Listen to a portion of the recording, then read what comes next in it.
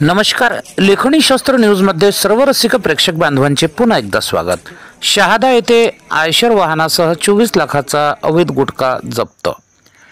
नंदुरबार जिल्हा आदिवासी बहुल जिल्हा असून या जिल्ह्यामध्ये अंमली पदार्थ अवैध तस्करी होऊ नये किंवा महाराष्ट्रात प्रतिबंधित असलेला अवैध गुटखा, पान मसाला ही विक्री होऊ नये, नंदुरबार जिल्ह्यातील नागरिकांचे आरोग्य धोक्यात जाऊ नये यासाठी नंदुरबार जिल्हा पोलीस दलाकडून नंदुरबार जिल्हा अंमली पदार्थ मुक्त करण्याचे प्रयत्न सुरू आहेत।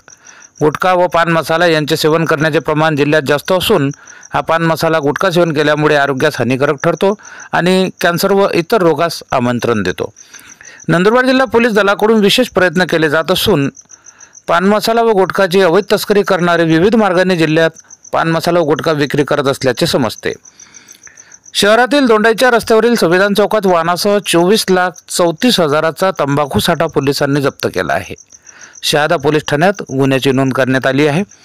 शहादा येथील दोंडाईच्या रस्त्यावरील संविधान चौकात एक आयशर क्रमांक MH04 HY 3009 मध्ये 6,48,000 रुपये किमतीचा 2160 बब्बू गोल्ड सुगंधी तंबाखूचे पाकिटे, 1,98,000 रुपये किमतीचे 660 बब्बू सुगंधित तंबाखूचे पाकिटे, 2,88,000 रुपये किमतीचे 960 बंबू गोल्ड सुगंधित तंबाखूचे पाकिटे, 13 लाख रुपये किमतीचा आयशर असा एकूण 24,34,000 रुपयाचा मुद्देमाल जप्त करण्यात आला।